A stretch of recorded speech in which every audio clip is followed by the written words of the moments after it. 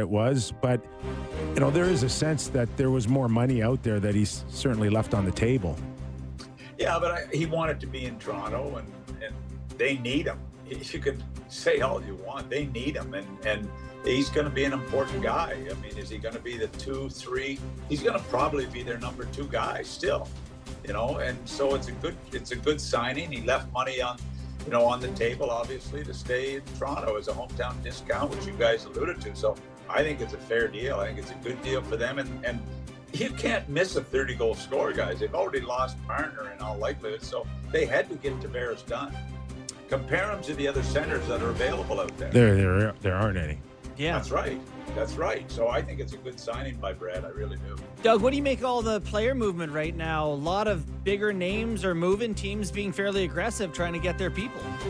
Yeah, they've got to be aggressive because of cap situations. And you see, Dallas, they're going to be active. A lot of teams are trying to move money because they want to free up. They want to sign some people on July 1. So it doesn't surprise me in the least.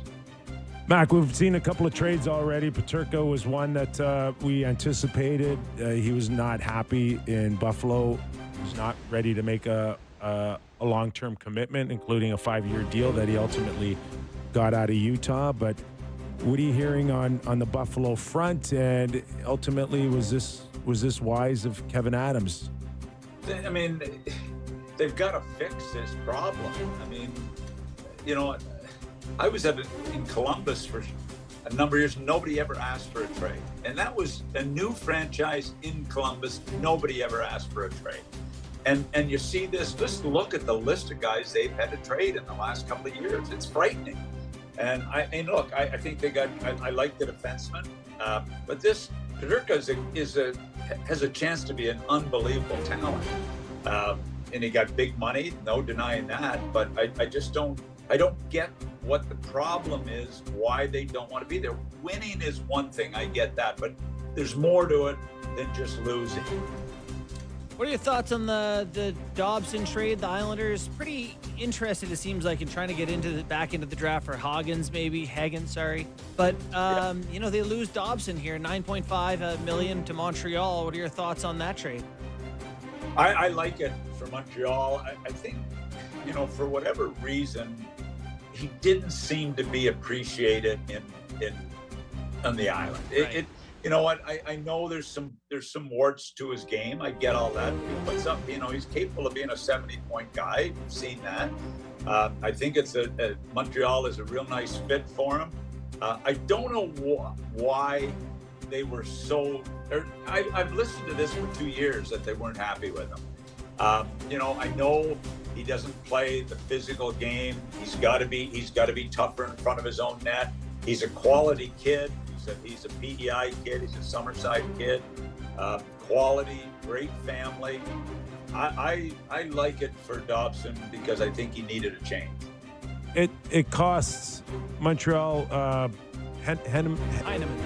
Heineman and 2 first-rounders, Mac, and the 2 first-rounders are significant, but there is a sense that there's a drop-off at maybe 10 or 11 when it comes to teams clamoring, I think, to get into that top 10.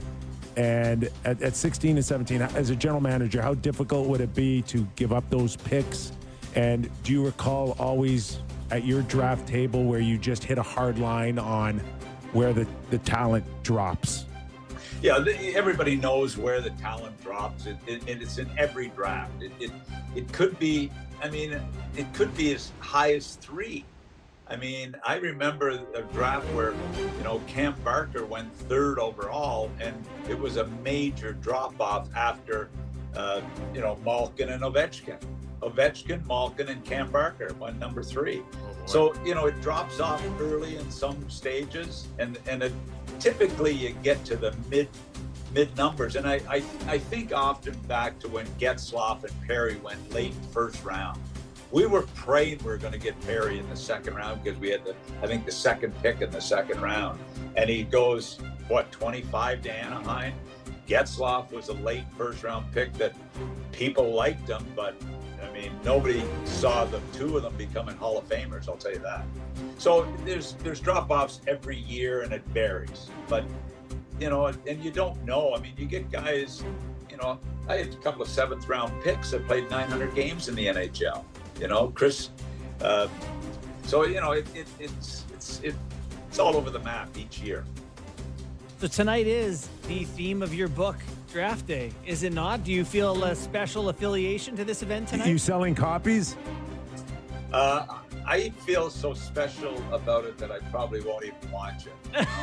I'm in LA here, and I've got to tell you, it's so weird here. So sorry, are you there for something totally independent of the draft? I was speaking at a conference, a sports management conference, so I'm speaking at it. So, but it just doesn't feel like the draft. I think it was a monumental mistake. I think they regret it. Obviously, it's going to go back.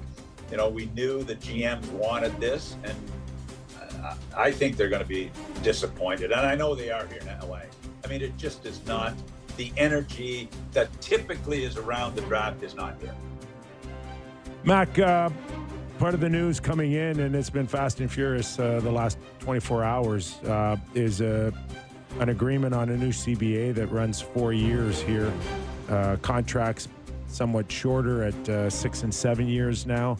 Yep. And, various of other smaller details coming in now as well. But how important is labor piece here for the league, the players, and maybe a few sponsors out there? Certainly, a new television agreement as well here at Sportsnet. Look, I remember, and you do as well as I do, how bitter it was. How bitter it was in the Good Now era. It was really tough sledding. I saw Ron Hainsey this morning, congratulate him on the deal. And I think it's really important. And I think the players have got a good thing going. I know there's a few little things at the end that were, sticking points, but pretty minor in the whole scheme of things. I like it. I think it's good to have it out of the way. I think Marty Walsh, I haven't seen the details of it, but I think Marty and Ron Hainsey are to be commended, to get this done this fast. It is crazy. It feels like everything has been pretty amicable since Walsh has come in. And I'm impressed at the speed that they're getting this done, that they just kind of wrapped it up.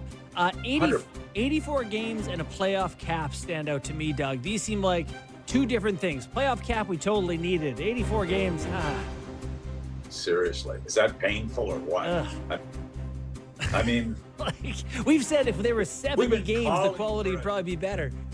We've been calling for a shorter season. Yes, I know. Like, where did this come from? I mean, obviously teams need some more revenue, but I mean, your season ticket holders are getting hammered now. I mean, imagine a couple more games in there. Like, seriously. You know what's crazy too is they said if you have 100 games, Doug, maximum 2 preseason games.